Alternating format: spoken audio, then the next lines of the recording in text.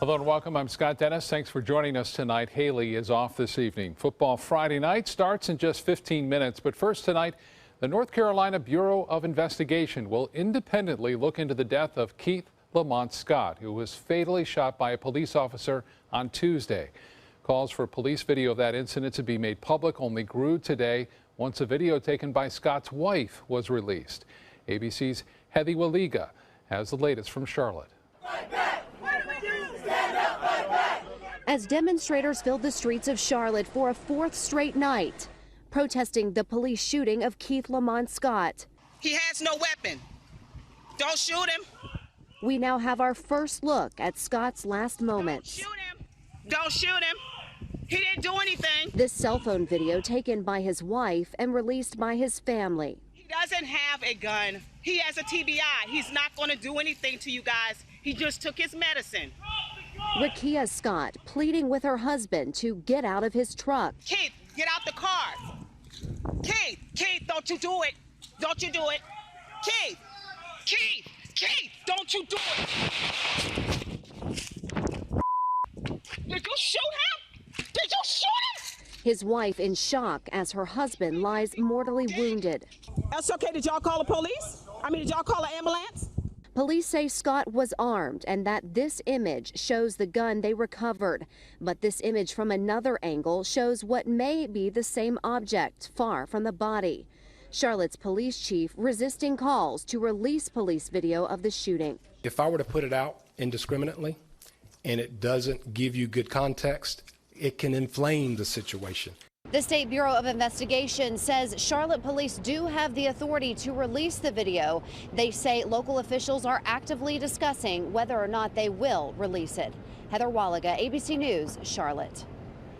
Heather, thank you. President Obama vetoes a bill that would have allowed families of 9/11 victims to sue Saudi Arabia. The measure would end foreign countries' immunity in the U.S. from lawsuits. The Saudi government has denied having any role in those terror attacks. President Obama says the bill could lead to U.S. diplomats and servicemen facing legal action in other countries and would hurt U.S. national security interests. Congress will attempt to override the veto next week.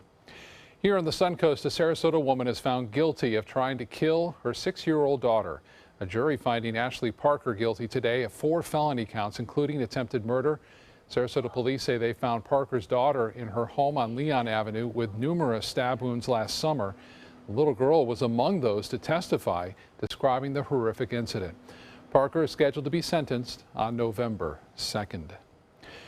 The Florida Department of Environmental Protection standing by its word that the public is not at risk after a massive sinkhole opens at a Mosaic facility in Mulberry. Mosaic and the government have faced scrutiny over letting 3 weeks go by before telling nearby residents in Polk County that more than 200 million gallons of wastewater spilled into the Florida aquifer.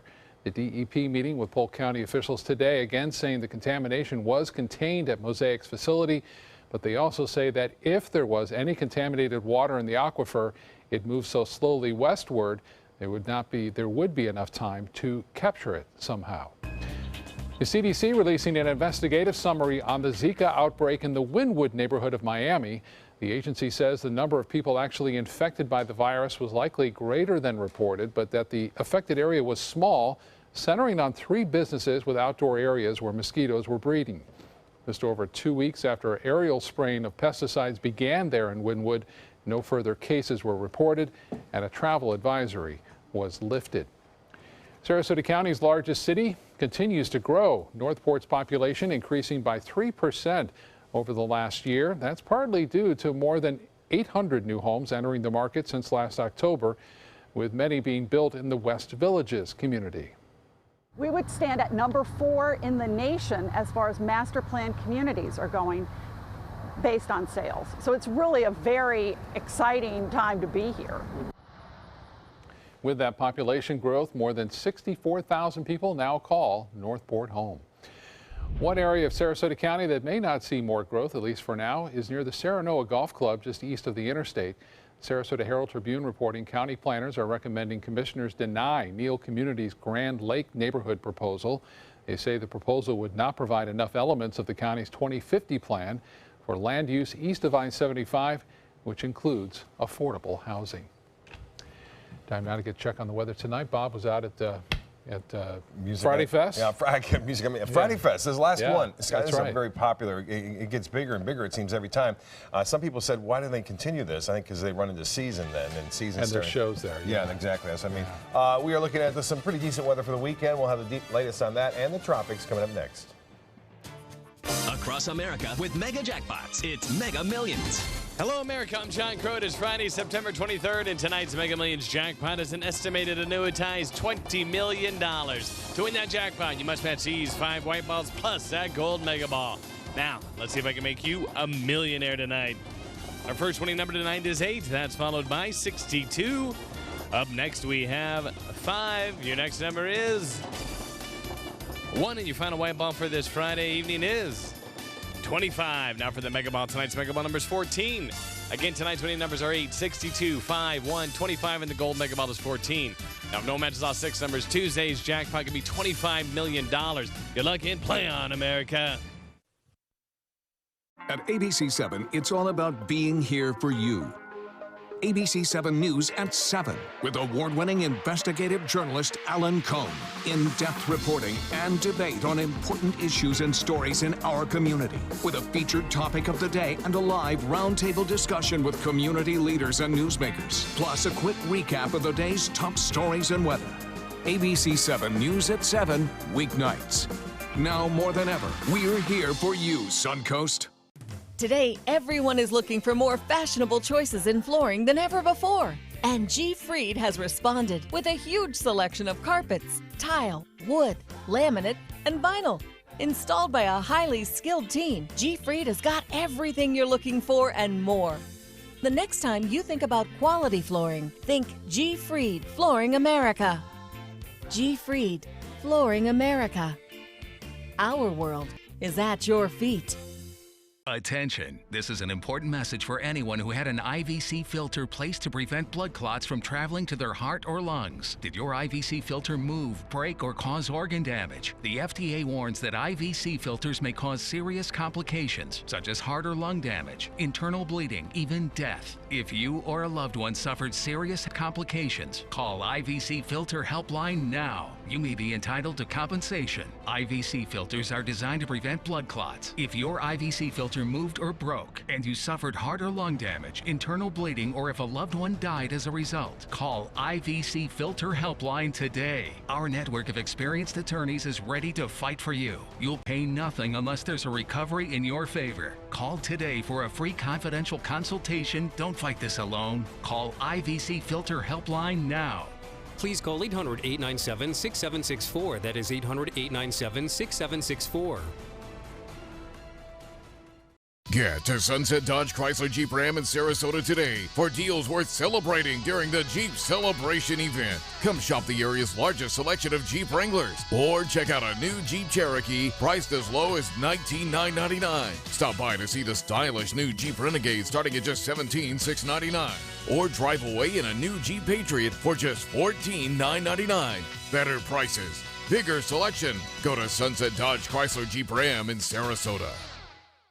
ABC 7, your Suncoast News. We're here for you weeknights at 5.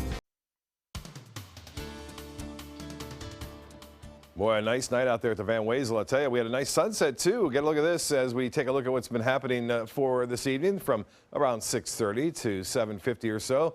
Just a few high clouds coming in from the Gulf of Mexico with that southwest upper level wind, and it has been rather dry. Nice shot there, and we had some nice photos. Fred Seeger was out there at the Van Wezel, said hello, and he snapped this photo real quick. Another nice shot. He always sends some great pictures in. And from Spanish Point, Jerry Haley is sending this one in as well. And Kathy Bixby, who also is a frequent shooter, who sent this in from Manatee Public Beach. Appreciate all those shots. And keep them coming over the weekend. Well, this is not a pretty shot at all. This is the recent red tide report from FWC. And this is, earlier we showed Siesta Key. This is Turtle Beach. And these dead fish are washing ashore at Turtle Beach, too. Appreciate those photos that people have been sending in. As far as the numbers go on the red tide, you can't, right there, medium to high are now being reported across parts of the Suncoast, especially mid-part on Longboat Key. They're actually showing up at some high levels there. That's 1 million cells per liter. and that is as high as it goes, and that's being reported now. Luckily, it's in patches, and also off of Siesta Key, there's another area there that was tested just recently, showing high marks there, and also off into the Gulf of Mexico there, just to the west of Lido. Not much down south near Venice. There's one area well offshore of Venice, near the Point of Rocks, that is showing the medium levels of the red tide. So we'll keep an eye on that for you. As far as the rainfall goes, there's not much rain around. The low pressure kind of weakening over the Carolina coast. High pressure is now starting to build in. This low pressure will continue to move off to the east, and we are looking at limited shower activity like we saw today. Just one or two lone showers popping up here and there. Nothing going on right now. Currently at the airport, it's 82, but the heat index at 86. Dew point 71 degrees, and the barometer actually rising now at 30.02 inches. High today was another hot one, 92 degrees, 4 degrees shy of the record. 77 was your morning low, and no rainfall to report today officially at the Sarasota.